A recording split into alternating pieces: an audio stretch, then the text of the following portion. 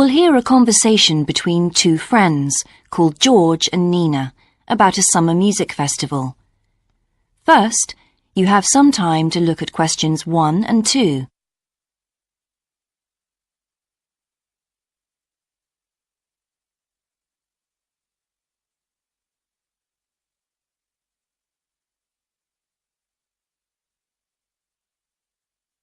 You will see that there is an example that has been done for you. On this occasion only, the conversation relating to this will be played first. Hi, George. Glad you're back. Loads of people have phoned you. Really? I felt just like your secretary. Sorry. I went into the library this afternoon to have a look at a newspaper and I came across something really interesting. What? A book? No, a brochure from a summer festival, mainly Spanish music. Look, I've got it here. George says that he found a brochure from a festival, so B has been circled as the answer. Now we shall begin. You should answer the questions as you listen, because you will not hear the recording a second time. Listen carefully and answer questions 1 and 2. Hi, George. Glad you're back. Loads of people have phoned you. Really? I felt just like your secretary. Sorry. I went into the library this afternoon to have a look at a newspaper and I came across something really interesting. What? A book? No, a brochure from a summer festival, mainly Spanish music. Look, I've got it here. Spanish music?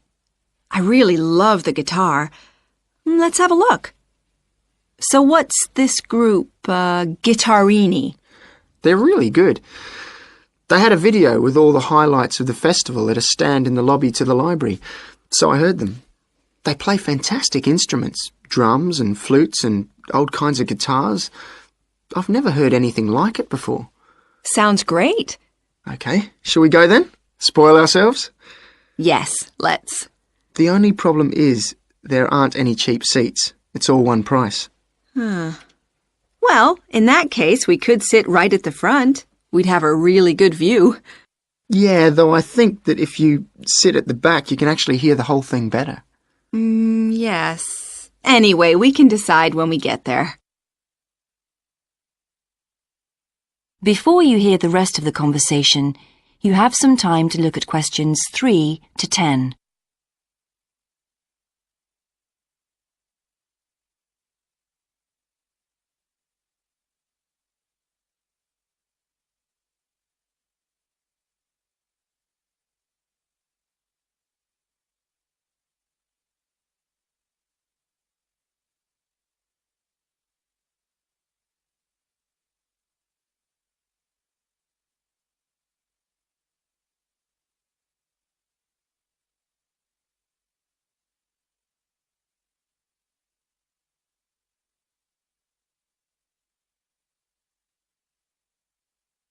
Now listen and answer questions 3 to 10.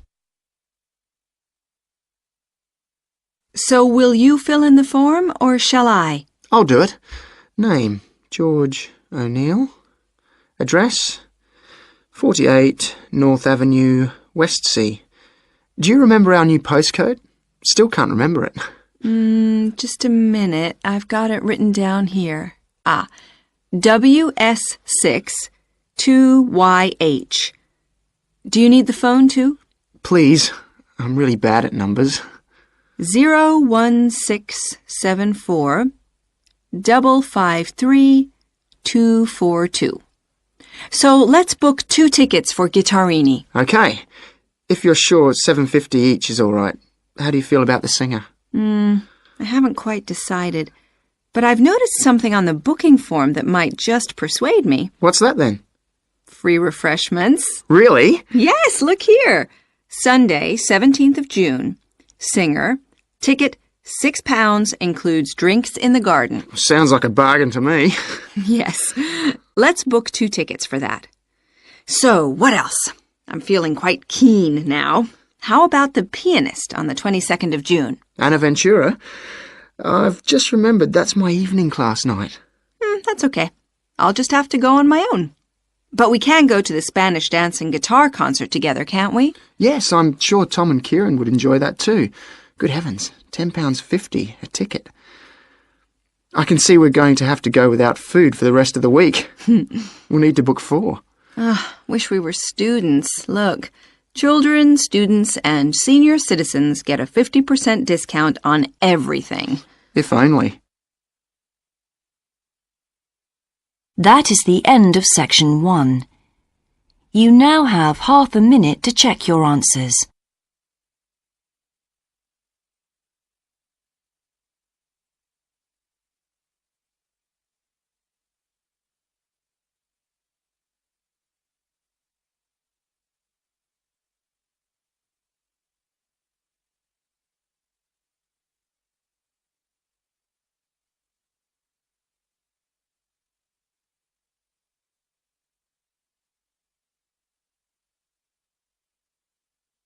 Now turn to section 2.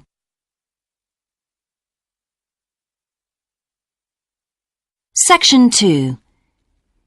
You will hear the education officer of a dinosaur museum giving information to some teachers who are planning a school visit. First, you have some time to look at questions 11 to 15.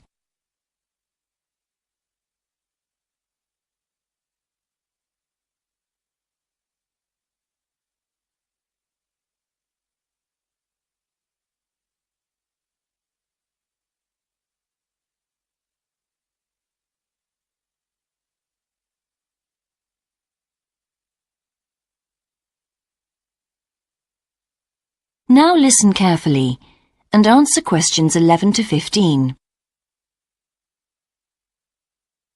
Hello, and thank you for asking me to your teachers' meeting to talk about the Dinosaur Museum and to tell you a bit about what you can do with your students there. Well, let me give you some of the basic information first. In regard to opening hours, we're open every day of the week from 9 a.m. to 8 p.m. except on Mondays, when we close at 1:30 p.m. And in fact, the only day in the year when we're closed is on the 25th of December. You can book a guided tour for your school group any time that we're open. If you bring a school group to the museum, when you arrive, we ask you to remain with your group in the car park. One or more of the tour guides will welcome you there and brief you about what the tour will be about. We do this there because our entrance is quite small and we really haven't got much room for briefing groups in the exhibition area. As far as the amount of time you'll need goes, if you bring a school group, you should plan on allowing a minimum of 90 minutes for the visit. This allows 15 minutes to get on and off the coach, 45 minutes for the guided tour, and 30 minutes for after-tour activities. If you're going to have lunch at the museum, you will of course have to allow more time. There are 2 cafes in the museum with seating for 80 people. If you want to eat there, you'll need to reserve some seating, as they can get quite crowded at lunchtime. Then, outside the museum at the back, there are tables, and students can bring their own lunch and eat it there in the open air. Before you hear the rest of the talk, you have some time to look at questions 16 to 20.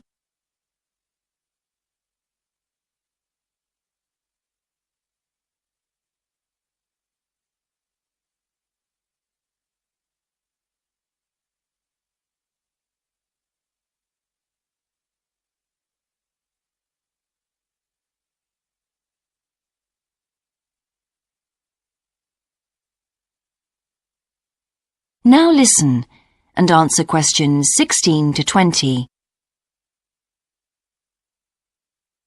When the students come into the museum foyer, we ask them to check in their backpacks with their books, lunchboxes, etc. at the cloakroom before they enter the museum proper. I'm afraid in the past we have had a few things gone missing after school visits, so this is a strict rule.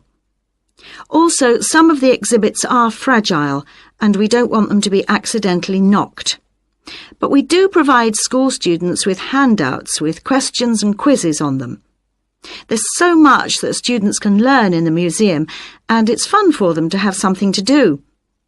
Of course, they'll need to bring something to write with for these. We do allow students to take photographs. For students who are doing projects, it's useful to make some kind of visual record of what they see that they can add to their reports. And finally, they should not bring anything to eat into the museum or drinks of any kind. There are also a few things that students can do after the tour. In the theaterette on the ground floor, there are continuous screenings of short documentaries about dinosaurs which they can see at any time. We used to have an activity room with more interactive things like making models of dinosaurs and drawing and painting pictures, even hunting for dinosaur eggs.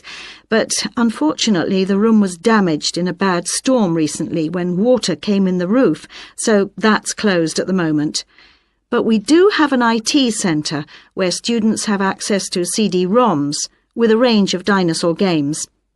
These games are a lot of fun, but they also teach the students about the lives of dinosaurs, how they found food, protected their habitat, survived threats, that kind of thing. And I think that's all I have to tell you.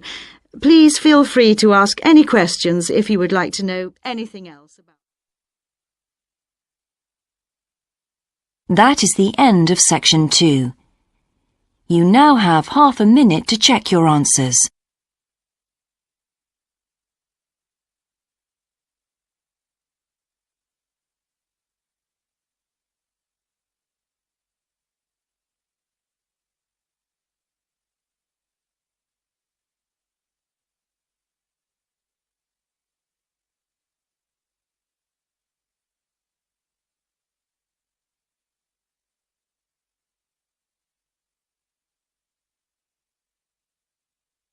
Now turn to section 3.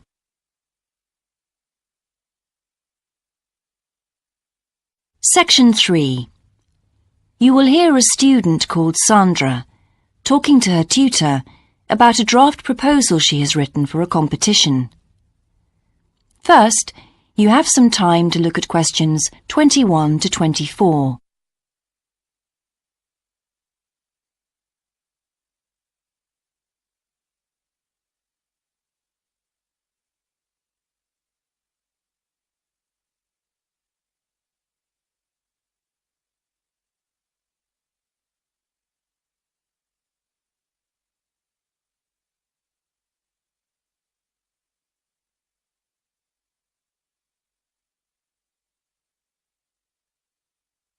Now listen carefully and answer questions 21 to 24.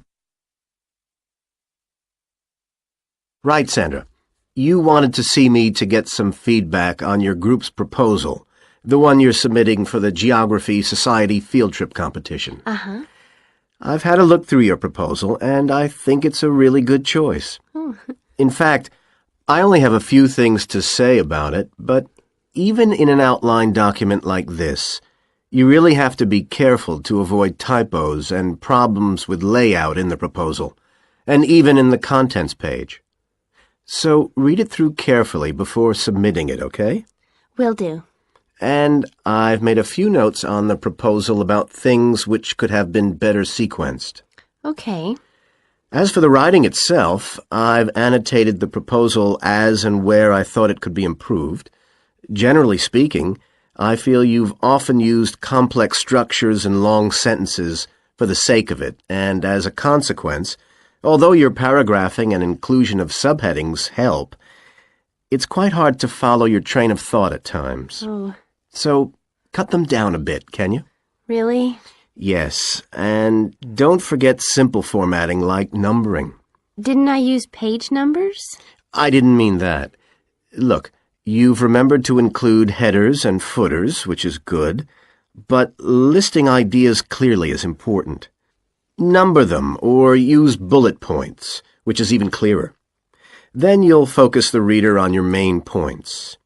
I thought your suggestion to go to the Navajo Tribal Park was a very good idea. No, I've always wanted to go there. My father was a great fan of cowboy films and the Wild West, so I was subjected to seeing all the epics, many of which were shot there. As a consequence, it feels very familiar to me, and it's awesome, both geographically and visually.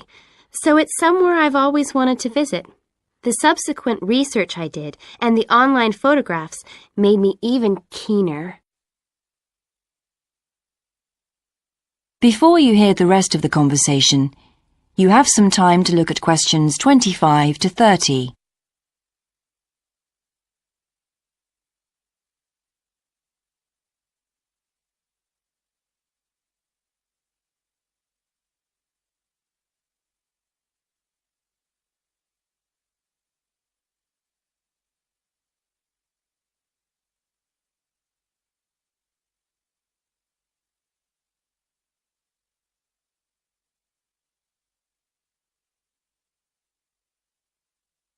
Now listen and answer questions 25 to 30.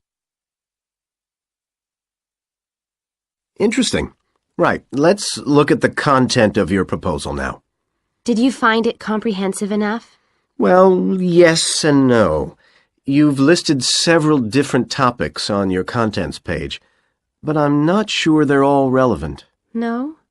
Well, I thought that from the perspective of a field trip, one thing I needed to focus on was the sandstone plateau and cliffs themselves. The way they tower up from the flat landscape is just amazing. The fact that the surrounding softer rocks were eroded by wind and rain, leaving these huge outcrops high above the plain. It's hardly surprising that tourists flock to see the area. Well, yes, I'd agree with including those points. And then the fact that it's been home to Native American Navajos and all the social history that goes with that. The hardships they endured trying to save their territory from the invading settlers. Their culture is so rich. All those wonderful stories.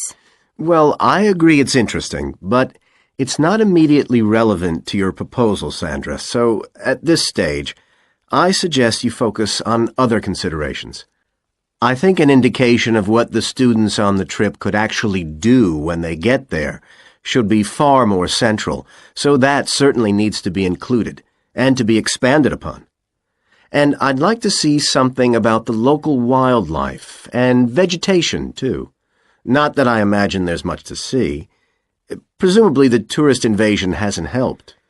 Okay, I'll do some work on those two areas as well. But you're right, there's not much apart from some very shallow-rooted species. Although it's cold and snowy there in the winter, the earth is baked so hard in the summer sun that rainwater can't penetrate. So it's a case of flood or drought, really. So I understand. Now, before we look at everything in more detail, I've got a few factual questions for you. It would be a good idea to include the answers in your finished proposal, because they're missing from your draft. Fine. So you mentioned the monoliths and the spires, which was good. But what area does the tribal park cover? Do you know? 12,000 hectares, and the plain is at about 5,850 meters above sea level. Larger than I expected. Okay, where's the nearest accommodation? That's a practical detail that you haven't included. Have you done any research on that? Yes, there's nowhere to stay in the park itself, but there's an old trading post called Goulding quite near. All kinds of tours start from Goulding, too. What kind of tours? Well, the most popular are in four-wheel drive Jeeps, but I wouldn't recommend hiring those. I think the best way to appreciate the area would be to hire horses instead and trek around on those. Biking is not allowed, and it's impossible to drive around the area in private vehicles. The tracks are too rough. Okay. Lastly, what else is worth visiting there? There are several caves, but I haven't looked into any details. I'll find out about them. Okay, good. Now what I'd like to know is more about... That is the end of section 3. You now have half a minute to check your answers.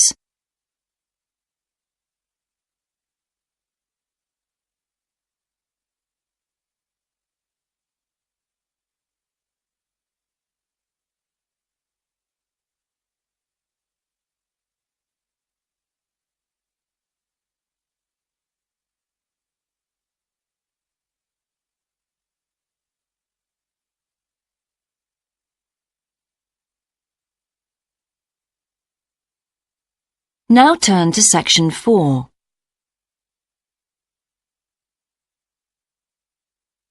Section 4. You will hear a lecturer's introduction to a geography module. First, you have some time to look at questions 31 to 40.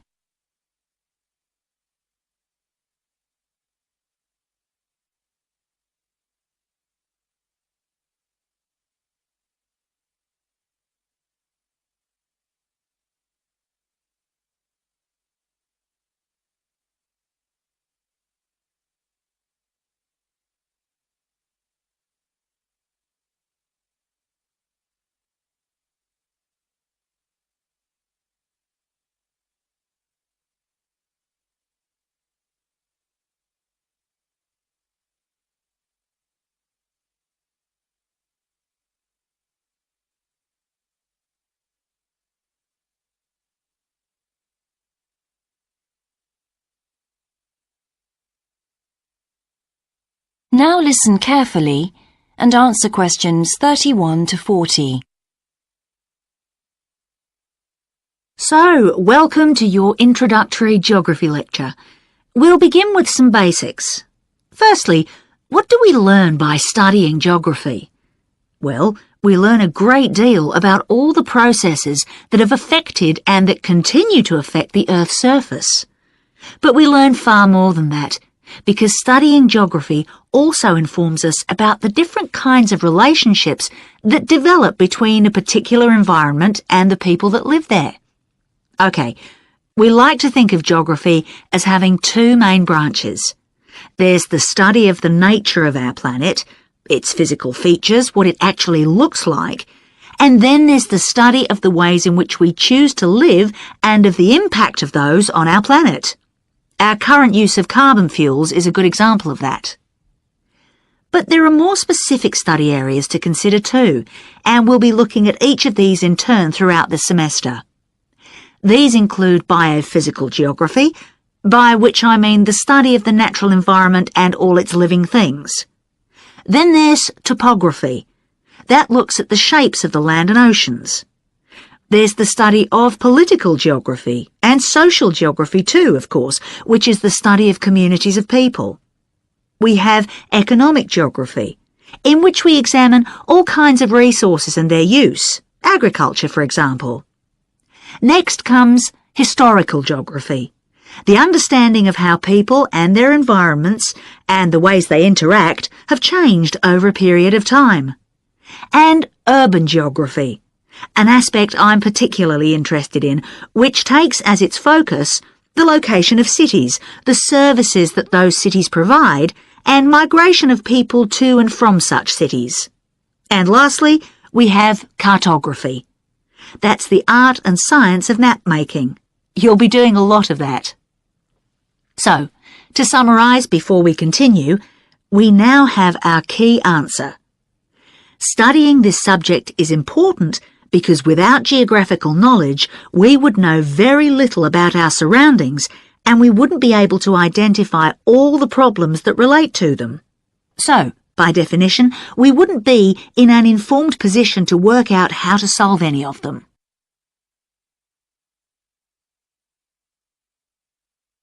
Okay, now for some practicalities. What do geographers actually do? Well, we collect data to begin with. You'll be doing a lot of that on your first field trip. How do we do this? There are several means.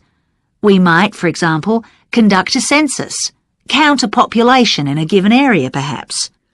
We also need images of the Earth's surface which we can produce by means of computer generation technology or with the help of satellite relays. We've come a very long way from the early exploration of the world by sailing ships, when geographers only had pens and paper at their disposal. After we've gathered our information, we must analyse it. We need to look for patterns, most commonly those of causes and consequences. This kind of information helps us to predict and resolve problems that could affect the world we live in. But we don't keep all this information confidential. We then need to publish our findings so that other people can access it and be informed by it. And one way in which this information can be published is in the form of maps. You'll all have used one at some stage of your life already. Let's consider the benefits of maps from a geographer's perspective. Maps can be folded and put in a pocket and can provide a great store of reference when they're collected into an atlas. They can depict the physical features of the entire planet if necessary, or just a small part of it in much greater detail. But there is a drawback. You can't exactly replicate something that is three-dimensional, like our planet, on a flat piece of paper, because paper has only 2 dimensions. And that means there'll always be a certain degree of distortion on a map. It can't be avoided. We can also use aerial photographs, pictures taken by cameras at high altitude above the Earth. These are great for showing all kinds of geographical features that are not easy to see from the ground. You can easily illustrate areas of diseased trees, or how much traffic is on the roads at a given time, or information about deep seabeds, for example. Then there are Landsats. These are satellites that circle the Earth and transmit visual information to computers at receiving stations. They circle the Earth several times a day and can provide a massive information. You'll all be familiar with the information they give us about the weather, for example.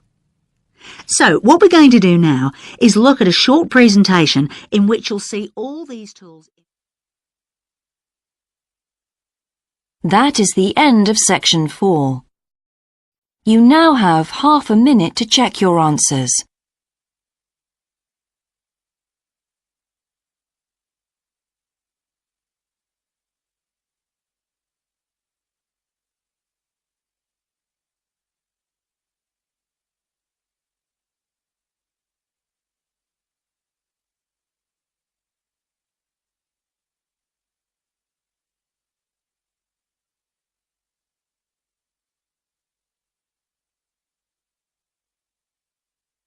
That is the end of the listening test. In the IELTS test, you would now have 10 minutes to transfer your answers to the answer sheet.